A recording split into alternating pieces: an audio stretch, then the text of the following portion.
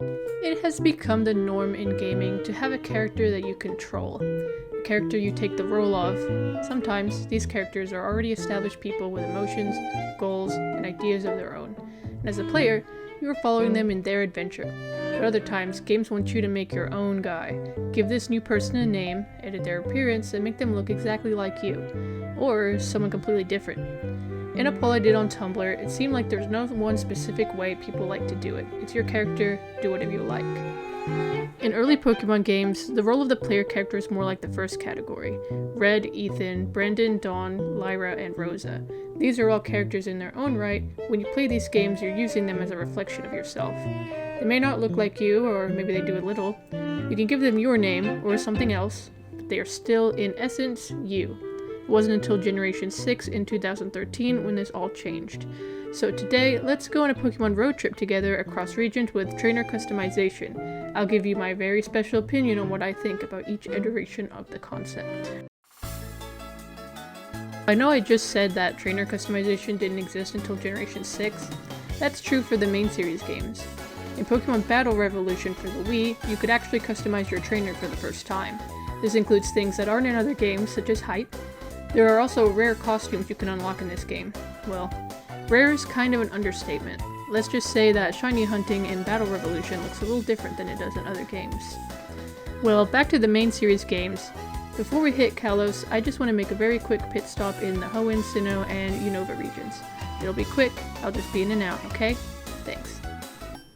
So when we think about Hoenn and Sinnoh, what's something they have in common? If you said Pokemon Contest, you are today's lucky winner. It wasn't established until the Gen 4 games, Diamond, Pearl, and Platinum, that your character would wear a contest outfit.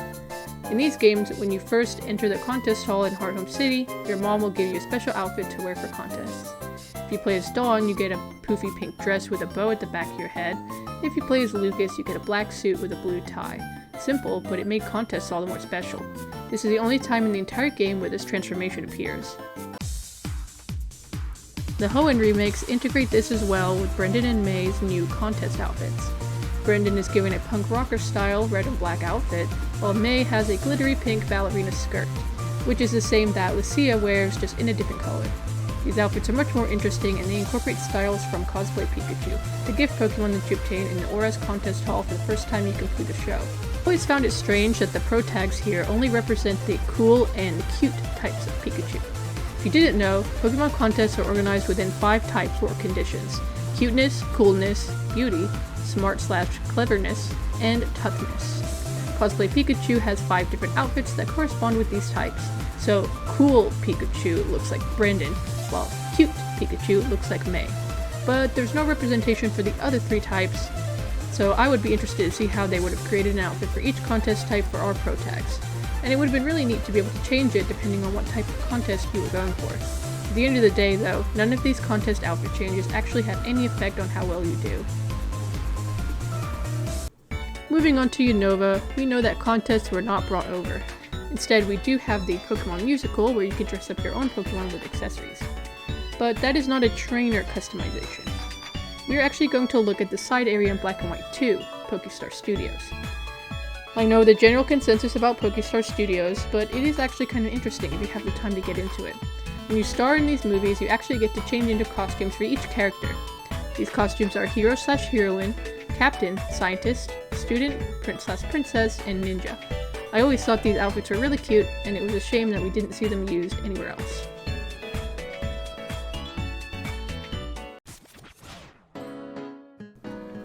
Going into Kalos, the region of Pokemon X and Y, we see a strong focus on the idea of beauty.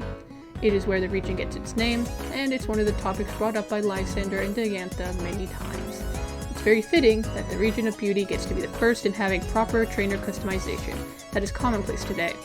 At the start of the game, like usual, you can choose between a female or male player character.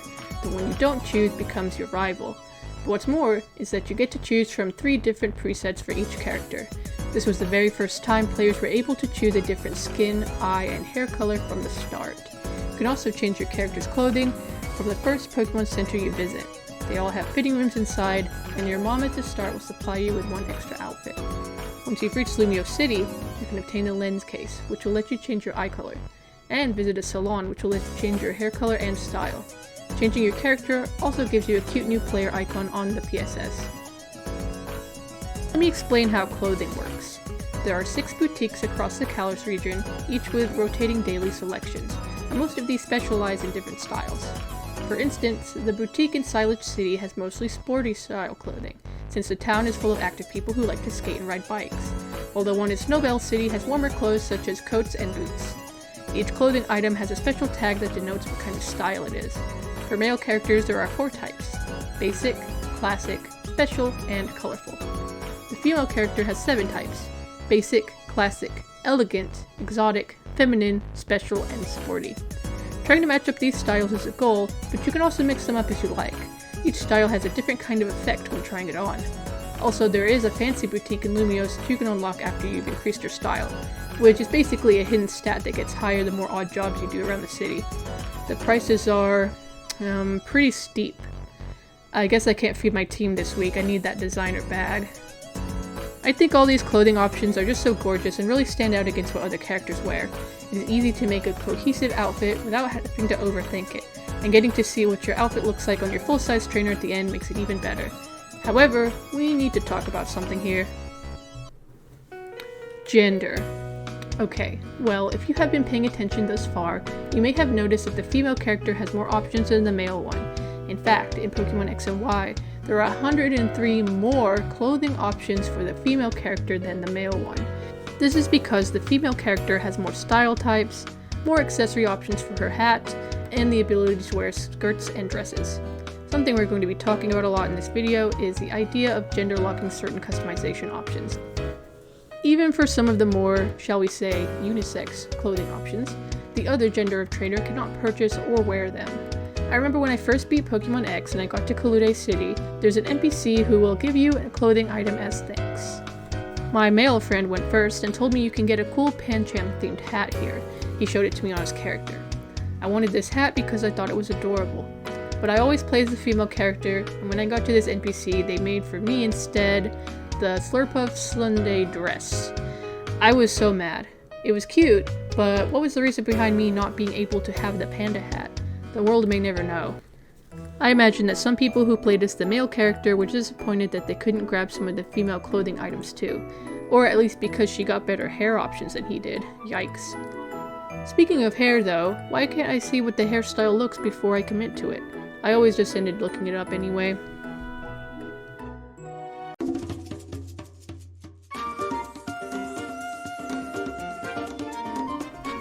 Getting into Gen 7, the Alola games expand on what X and Y added. Now you're able to choose from 4 character presets at the start for each gender. For the female protagonist, you're now able to apply makeup using the makeup case from Lily, and buy hair accessories from Olivia's shop. Sun and Moon also have new hair customizations, with the male character having 6 unique styles and the female character having 8, each one having a bangs option too. This is also the first time that we see textured hairstyles with either gender getting a type of cornrow style. The clothing options in Alola are more summer themed. There are more options for shorts than pants, or tank tops and short sleeve shirts than long sleeved ones, and there are also no coats, which does make it a little strange when you're hiking up Victory Road. While I personally have a preference for more wintry styles, both in-game and real life, I know these selections were made to highlight the Alola region's tropical vibe as a location based on Hawaii. Also, the Fancy Boutique is back. You can find it in the Hau'oli City Mall. This is where, in the Ultra games, you can get the Lurantis outfit for a fine grand total of $2,400,000. Or for the boys, the Komodo armor set. This is one of the most expensive things you can buy in a Pokemon game, putting that champion's salary to use. However, the most egregious thing that the Alola games did to trainer customization was introducing version exclusivity. Now, I don't think it would be too strange if each version of the game had some different clothing items. The Ultra games have a few new styles in them too. But what these games did was make colors exclusive. Well, kind of. In Sun and Ultra Sun versions, you are only able to buy clothes that are red, yellow, orange, pink, or beige. And in Moon and Ultra Moon versions, the options are green, blue, navy blue, purple, and gray. There are some clothing items shared by all games, such as black and white versions of clothing, and some special items, but there are so many that are exclusive to either version. It really is so strange. Some of these choices are weird too. As a Pokemon Moon version player, I can't pull out the Gotharita top or even buy jeans that are blue instead of light blue. But did you know you can actually change the color of your clothes? This takes us to everyone's favorite place in Alola, the Festival Plaza.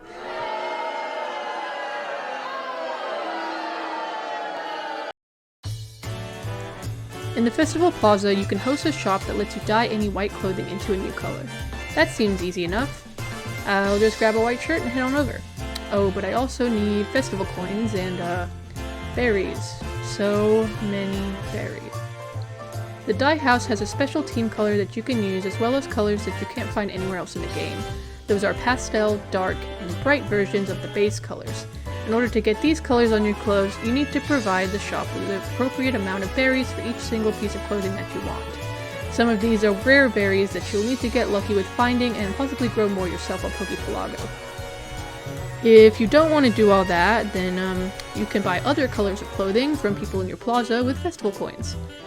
Well, that's probably the harder way to do it this day and age. Anyway, that's Alola customization for you. I don't think it's bad or anything, but there are things I would change. Other than that whole color situation, I think the skirts look a little strange on the character, and I also hate how you can't preview a hat or hair accessory on your character if you're already wearing one. But something fun I want to point out is that Sina and Dexia wear customization clothes too. This is probably either because they're from Kalos, which introduced customization, or because they're tourists and just bought up every touristy item they saw. Anyway, let's take a brief stop over in Kanto to see what's going on in Let's Go Pikachu and Eevee.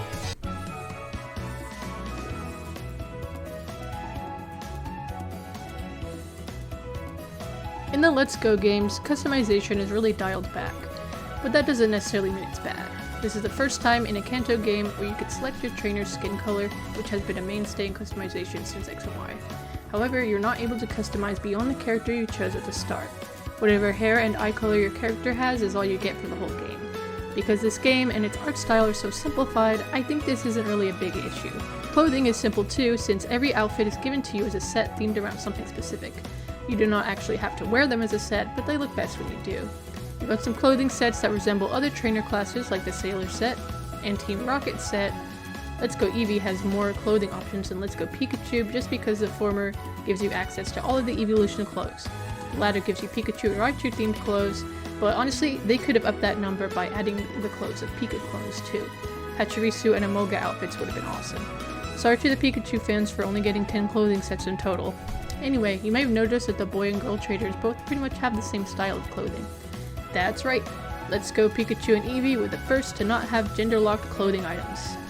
Well, they are slightly different. The female player has shorter shorts, and the backpacks are different styles between the two as well.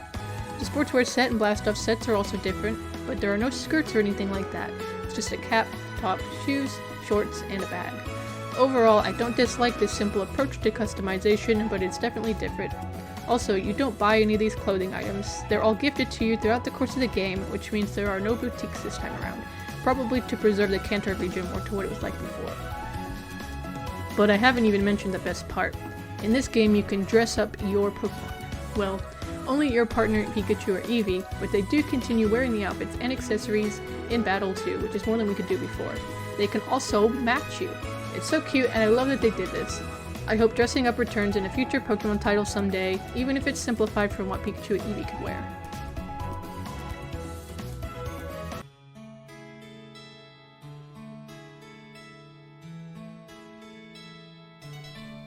Heading to Galar with Pokemon Sword and Shield, we see the return of the regular clothing system that we've come to know and love. Like before, we see the 4 selections of character from both female and male trainers. Once again, you can apply makeup to your character, which includes both contacts and, for the girls, lip color. In addition to changing eye color with contacts, you can now change your eye style from a few more unusual options. Your eyebrow style can be changed and also can be colored independently of your hair color. Speaking of hair, the salon has more options than before with 11 for boys and 15 for girls. This includes all the DLC styles which mimic other trainers like Rose and Marnie. Female trainers also get 4 bang styles for some of the haircuts. Finally, you can actually see the hairstyles now before you drop $5,000 on a dang haircut. As for color, there are 13 colors, some of which you unlock later. You can also customize your bike for what it's worth. You can change the color or the effect when you ride it. I mean, you are forced to wear this ugly bike outfit when you ride it, so I guess I would prefer for it to be a color that I like. As for clothing, there's a lot. Categories are split between hats, glasses, tops, jackets, dresses, bags, gloves, bottoms, legwear, and shoes. With the Galar being based off the United Kingdom, we see the return of some of our warmer clothes such as sweaters and parkas, and the addition of some new fuzzy hats. Our female trainer gets shorts, skirts, and long pants. Oddly enough though, all of the skirts and dresses are really short. Time for some layering, which you can do with any coat and any pair of socks, tights, or leggings. The addition of gloves as a clothing item is also interesting. Pokemon trainers often wear them, so it is odd that it took this long to get them ourselves. Some of the glove types are for warmth or for style rather than function. Most of the bags are strangely huge. I didn't know the Sword and Shield trainer was carrying the weight of the world on their back. For shoes, we mostly see sporty shoes like trainers as well as a variety of boots. When it comes to gendered items, a lot of the clothing is actually shared between the male and female trainer. I'm glad we're not trying to say only boys can wear sweatshirts or something like that. This time our fancy boutique is in Winden and offers a lot of designer leather clothing. Where do you guys think they get the leather? Let's hope it's humane. But I can't talk about Sword and Shield clothing without mentioning what makes up the bulk of all the clothing items. It's the uniforms. There are uniform sets for each type, which include a cap, sport top, shorts, tracksuit jacket and bottoms, sport travel bag, sport gloves, tights, and shoes. What's interesting about the uniforms is so that you can buy any type that you want, wear them in any way, but you can't customize what uniform you wear when doing battles in the stadium. You're always wearing the Challenger set.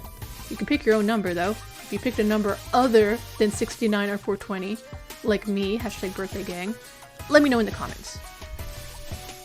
The DLC for Sword and Shield added even more clothing items and special passes that you can obtain to go back to boutiques you've already visited to get them. By playing through the DLC stories, you get the Dojo set and the Expedition set. Did you know you can actually change the color of the tie on the Expedition jacket? Looking at all these clothing options, I remember that I really like them. They just look so cozy. Of course, it helps that this kind of style is similar to what I actually like wearing in real life. I love the layering of clothes and boots. It's easy to make a cute matching outfit or just go wild. I think Sword and Shield have a really good customization system in this regard. I can go through all the training cards I have and collected since starting this game back in 2019, and no two trainers have the exact same look. Generation 8 also introduces mystery gift related clothing, which you connect online to receive by entering a code. One example are the Pikachu and Eevee uniforms. It's the only way to get them. There were also outfits you could get by buying the game early, like the Champion uniform. Of course, this does unfortunately mean that you can be locked out of receiving some clothing items if you don't have internet or if the codes expire, which I don't really enjoy seeing, but overall I think Sword and Shield did a great job in the customization department.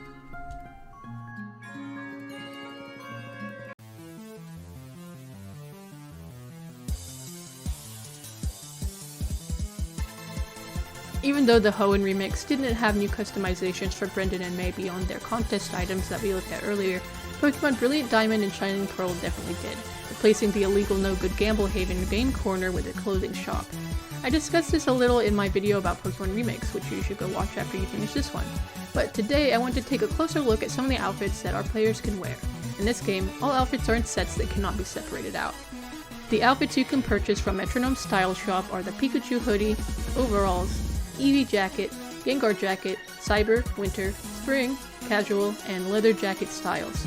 Both the male and female trainer characters can purchase and wear all of these styles, but there are differences in how the outfits look on each character.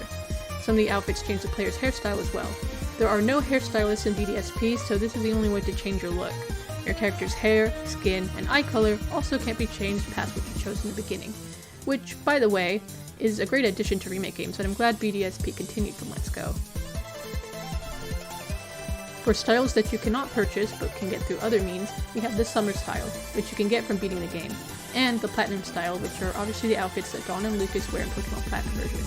This set was only available via mystery gift to those who purchased the game before February of 2022. If you're a keen observer, you'll notice that BDSP has no Autumn style. I don't really know why not. Perhaps there are just not any autumnal areas in Sinnoh for one to exist within.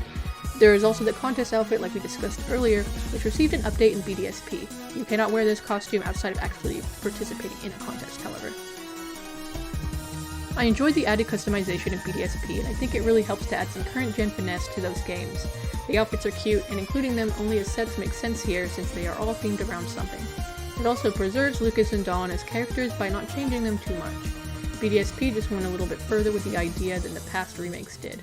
Basically, I think this is a great way to add customization to a remake game when the original did not have it.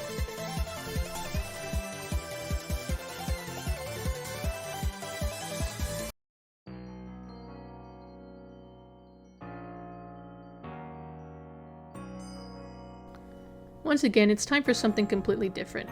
Pokemon Legends Arceus blasts you into the past, featuring clothing inspired by many outfits of the Meiji era of Japan, or about the 1880s to 1920s. Well, you do start with a modern outfit. In case you didn't know, PLA is considered an isekai, or a story that takes the main character from one situation or time and moves them to another. So now, Dawn or Lucas is in Hisui, or Sinnoh from the past. This is why your character is first seen wearing a modern outfit. Okay, well you probably knew that, but did you know that these outfits have actually been in the game before? The male character's casual outfit features the white logo t-shirt from Pokemon X and Y, and the girl has the luxury holiday top from Sword and Shield. This is probably just a simple Easter egg, but I like the implication that maybe Lucas has been to Kalos or Dawn has visited Galar before the events of Pokemon Legends Arceus. Looking at our clothing options in PLA, we start with our Survey Corps uniform. Every Corps in the Galaxy team has a different color associated with it, so for us that is blue.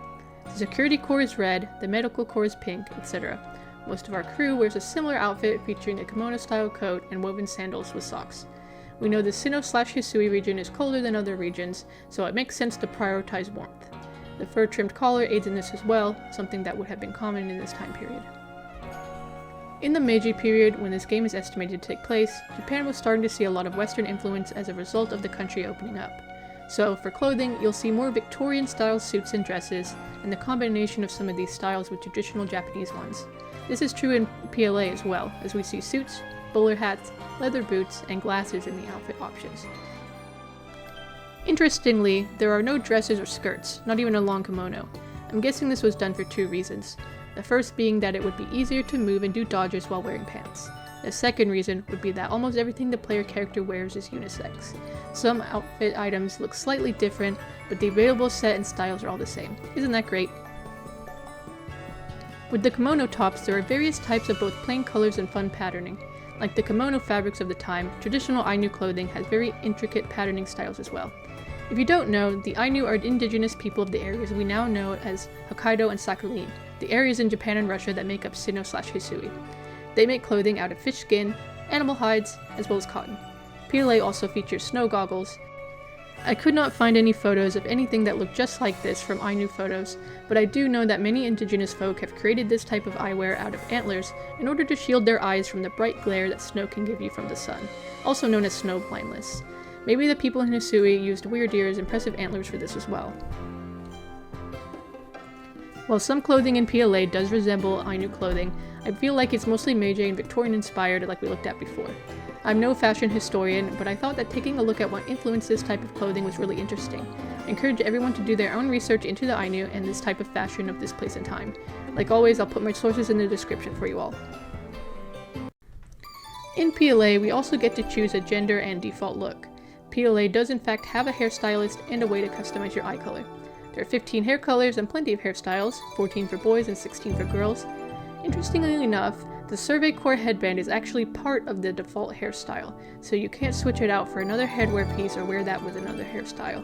There's also no different customization set for your bangs like there normally is for the female trainer, and no makeup kit, but you can change your eye color as part of your outfit. After rescuing a Rezu, you get more hair customizations by completing quests for her. Many of the clothing items are unlocked by progression in the game or by doing side quests, and obtaining Arceus plates will give you clothing items of the corresponding type too.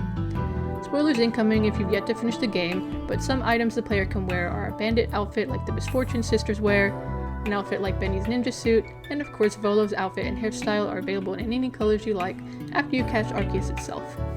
If you have data from Brilliant Diamond and Shining Pearl, you can also wear Cyrus's outfit from the Sinnoh games. It definitely makes a statement in a time period like this. You can also get his hairstyle or the hair of a galactic grunt. Save data from Sword and Shield will net you a Shaman fancy kimono set, and from Let's Go, you'll get a Pikachu and Eevee festival mask. I think PLA gives us a really good variety of clothes. There are hats, masks, glasses, partial outfits that can be swapped around, full outfits, boots, sandals, and more with a variety of different colors to choose from.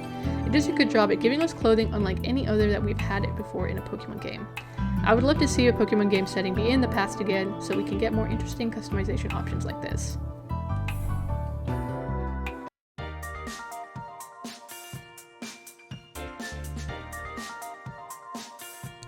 It seems like we've been in Hisui for a long time now. Unlike the protagonist of PLA, we can actually leave and go back to our regular time period, so let's do that now. It's time to look at Paldea. After picking our character preset like usual, you can go ahead with it or start to change your look and hairstyle. Changing your look is eye shape, eyebrow shape, mouth shape, you can add a beauty mark or freckles. There are several hairstyles and colors that you can actually pick from in the beginning now, and hey, no gender lock this time. You can make your character look however you like, but your choice of preset determines how characters refer to you, like when Director Clavel calls you Master or Miss. We start in the Academy uniform for summer. With a quick press of the left arrow, will let you change into any of the 4 seasons of outfit. You can get other uniforms later, but spoiler alert, they're mostly at the end of the game, or in the DLC. This is basically the outfit you've got. Most of the outfit customization here is with your hat, bag, glasses, gloves, and shoes. Oh, and your phone case. There are a lot of different phone cases. Also, there are no skirts. This goes back to everything being unisex, which is great, but we could have had a skirt or 2 in here. Instead of just one boutique that sells every clothing item, the shops have been separated out. I think this is weird since now I have to go back and forth. But I suppose this is done to kind of fill out the cities more. You've got the bag store, sock store, shoe store. You've got stores like Rough and Tough, which sells various sporty items. Baristad is the fancy, high fashion store with outrageous prices, mostly bags this time around. But when it comes to all shops, I think we have a good variety of cool styles with nice colors and patterning. Like the options seem never ending. It's hard to shake the feeling that you're supposed to match them with your uniform though. That's a similar issue to Sun and Moon. You're locked into either wearing orange or purple. At least here we can make a fashion monstrosity if we want an outfit where nothing matches. Also, can I just point something out? Scarlet and Violet are obsessed with helmets. I feel like this is done because of our partners Koraidon and Miraidon. They're like motorcycles, but the abundance of them is so strange. I spent all that time customizing my character's face, only to not see it under the helmet. Maybe that's just me. With the DLC, you get the Blueberry Academy outfits and the Festival Jinbei, in addition to the new school outfits. More accessory options are also available in stores if you have the DLC. Man, these clothes are getting to be expensive as real clothes. Overall, I think Pokemon Scarlet and Violet are taking steps back and forward at the same time. Being stuck in a uniform for the whole game gets kind of old with the type of customization that we're used to now. It makes sense for the school setting, but I like the option of crafting my own outfit too. Now let's quickly go through a bunch of side games really fast. Pokken Tournament. You do have an avatar you can customize. Most of the options are unlocked as you play the game, and you buy them with in-game currency. By default, you can pick a character gender and one of 4 skin tone options, and then a facial expression. You can get some customization options by using Amiibo or purchasing DLC. In addition to options for hairstyles, you can also get face paint, blush, or freckles. In addition to glasses, we can get masks and other type of eyewear. You also get a neck item like a scarf. You can choose a background flourish or an emotion indicator. Since these characters are not 3D, that's about it. I do think the character art style is super cute though. In Pokemon Go, since it is a live service game, more and more options for customization are added all the time. At the very beginning of the app, we got 2 player characters designed by Yusuke Kuzaki. He also designed Professor Willow and the 3 team leaders. There's not much you could do beyond simple things at first, like changing outfit color and hair color. But once new clothing items were added, they've been added fairly consistently. We get some items based on trainers we know and love. There are also cute outfits and accessories based off certain Pokemon, and some clothing items added as a collaboration. Some items are free, and others cost some of your hard-earned or bought Pokecoins. You can also pick an animated pose to show off with. In 2024, Pokemon Go released an update where you can edit your character even further to make them, quote, look even more like you. This also included a gender unlock on clothing items, pretty much completely overhauling all the outfits that were previously in the game. Now you can wear anything you like and pick from more hairstyles. You can also change your character's build for the first time ever. This update got some mixed reviews. with many stating that the new models look kind of lifeless and had strange proportions. A lot of players stated that they'd like an option to go back to how the avatars were before. There are also gender-exclusive skin tones. 2 step forward, 1 step back. I think we are more used to them now, though, maybe? I've had people look at my Pokemon Go avatar and say it really does look like me. Suppose we succeeded after all. In a way. Let me know if you think your Go trainer has grown on you. In the game Pokemon Masters, we see something similar. You choose a gender preset with very minor customizations. Later we got more options with hairstyles and ways to change the color of your outfit too. These outfit colorways can be obtained by playing the game on Pokemon Masters Day, or the 25th of each month, or by completing other specific tasks in-game.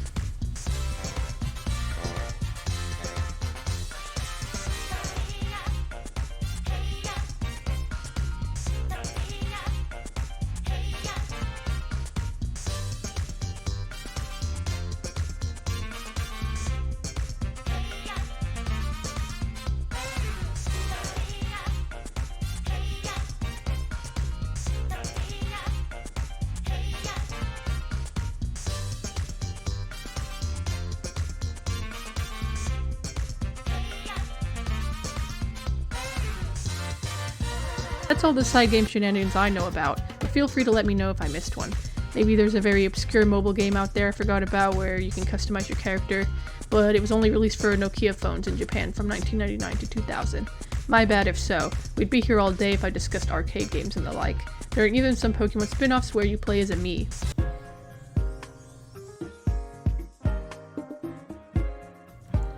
For our last stop today, I want to take a look at what the future customization could look like in Pokemon games. For one, Pokemon Legends ZA is almost here, and the trailers have shown us that customization is coming back in full force. Even the default items don't miss. Our female trainer here has some awesome looking pants. Anyway, this game it looks like you can change the colors of individual parts of clothing items, something that we've never seen before. There are also way more options when it comes to hair. You can add a different color hair streak or even an ombre effect. I'm really excited to see how deep these options go. And the style? The style? Absolutely peak, no notes. Kalos is coming back to reclaim its title as the region of fashion, and it's not going to let us forget that anytime soon. Pokemon trainer customization has come a long way, and it's not going anywhere. At the beginning, everyone played as the same character, Red, but now we can make characters that are truly more like ourselves or something unique. Though there is still more that I would be interested in seeing as customization continues to move forward. I think we should explore characters with other body types. Also, more curly and coily hairstyles would be great. Pokemon's pretty good at making fat characters, and they're so creative with what they've done lately with NPCs with black hair. Let's expand these options to the player as well. I'd love to see more and more options get gender unlocked. Let's go even further and let anyone wear a dress or skirt. Maybe someday we can see options for how other characters refer to you as well. The actual UI for customization changes too. I'd love to see it get more smooth and streamlined. Let me see everything before I buy it. And can we stop having certain hairstyles block you from wearing hats? Seriously, at least let me see what it would look like. Anyway, I love doing this reflection on character customization, and I hope everyone enjoyed learning about it too. Every single game does customization a little differently than the last. Which game do you think did it best? In recent years, we've seen this concept grow and change and improve constantly across many games, not just Pokemon. There's been a shift in most Nintendo games that you may have noticed, where games no longer ask you if you're a boy or a girl, but more are likely to ask, what's your style, or what do you look like? I think it's a step in the right direction for a truly free and custom character design. If there's a game out there that I didn't mention that you think has a great character creator, let me know.